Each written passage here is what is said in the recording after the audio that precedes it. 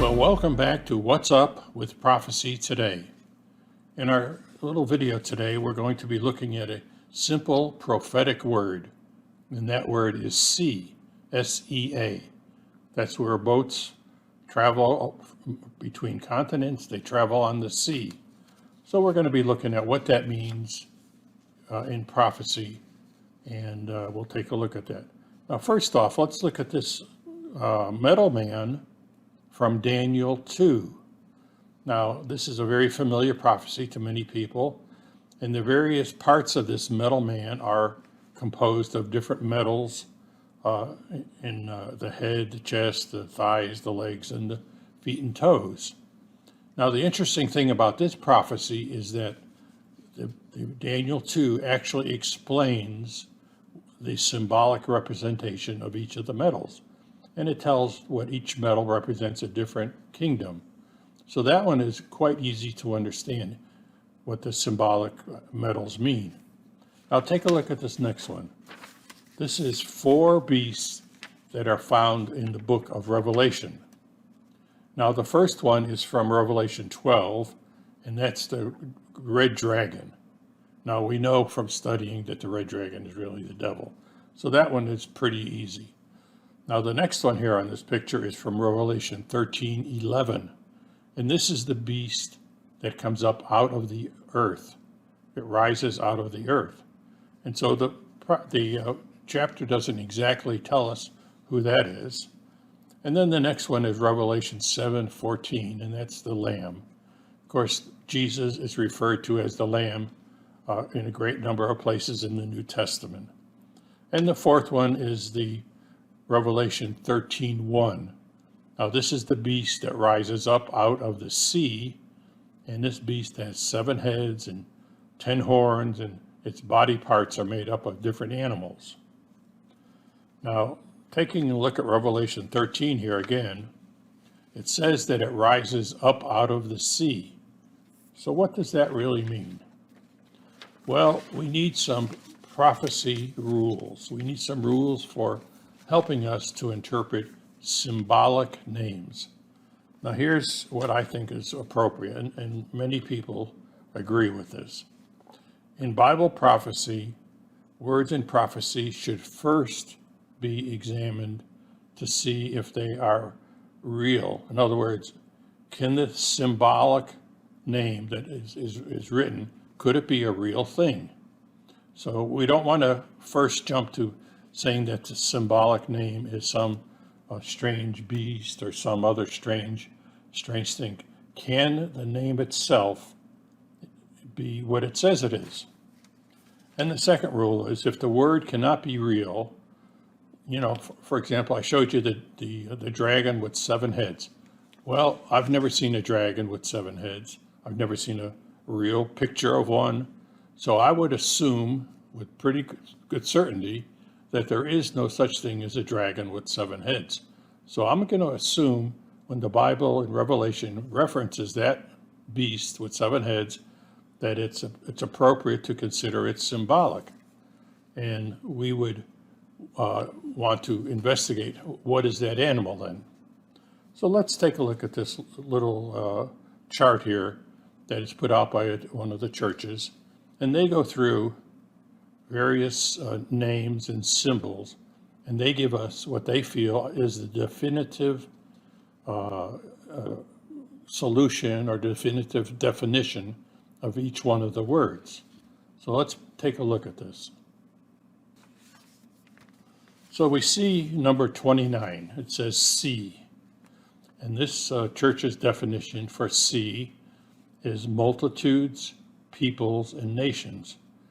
And that's referenced in, they use the reference Revelation 13:1 and Revelation 15:2. So let's take a look at a couple other Bible references that are interesting when it regards to the sea. So here's another one that says, there shall be signs in the sun and in the moon. Shall be signs. Now right off the bat, you would think signs means this is a prophecy. So here again, there'll be signs in the sun, in the moon, and in the stars. and upon the earth there'll be distress of nation with perplexity. Then it says, and the sea and the waves are roaring. Well, some people want to use or explain the sea and the waves roaring as strife amongst peoples on earth. But could that be just what it says it is? Could it be that there'll be signs at the end of time where the sea and the waves will be roaring? I think so. I didn't always used to believe that.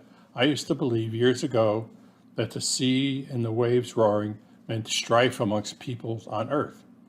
But I don't believe that anymore. I believe that means exactly what it says. So let's take a look at some interesting video here of a sea roaring. And certainly this is illustrative of how a sea can be roaring.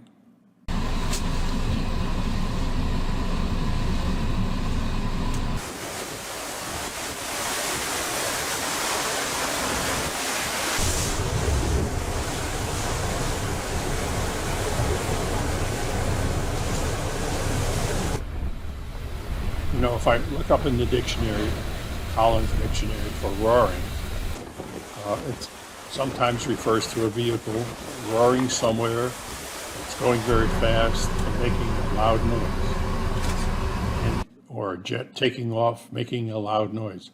Well, when the waves crash on the banks of the ocean or on rocks, that is certainly roaring.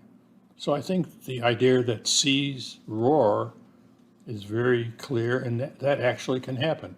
So I would put this Bible text here, where the seas and the waves are roaring, I would put that as actual. There's actually going to be, at the end of time, the seas and the waves will be roaring. So this rule that I showed you, where words in prophecy should first be examined to see if they are real before assuming they're symbolic, I think would apply in this case. So seas really do roar. So I think that phrase is an actual phrase. So let's continue on. In Revelation 13:1, we read, and I stood on the sand of the sea and saw a beast rise up out of the sea having 7 heads and 10 horns, and upon his 10 horns and upon his head was the name of blasphemy. Well, this beast with 7 heads and 10 horns is definitely symbolic. The beast is symbolic. There is no beast ever on earth, a real beast. There's never been a picture of it, a video of it. No one's had it in a cage. It does not exist. This is definitely symbolic of something. And we also learn here that the beast that had one of its heads was wounded and it was healed. So you probably have seen, if you haven't, you should stop and go look at the videos that I've done on the beast from Revelation 13:1.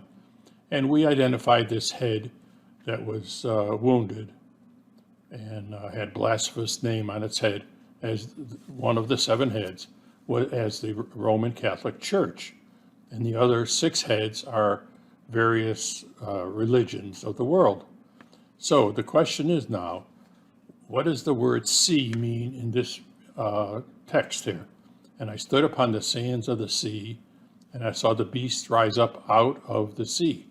So in this case, I think the word sea is symbolic, because the beast is really 7 global religions that rise up out of the people groups around the world. So in this case, the sea means people groups. So the beast rises up from amongst the people of the world. All right, let's continue on and look at Revelation 8, verses 8 and 9. And now it gets a little more interesting here. And it says, and the second angel sounded as if it were a great mountain burning with fire was cast into the sea. Now you have to remember a few things here. When John on the Isle of Patmos, he didn't know anything about asteroids or asteroids hitting the earth.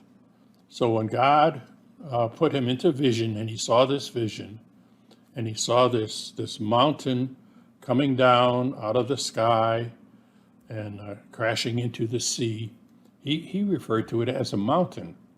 But in our day and age, with the knowledge that we have, we can easily assume that this is an asteroid.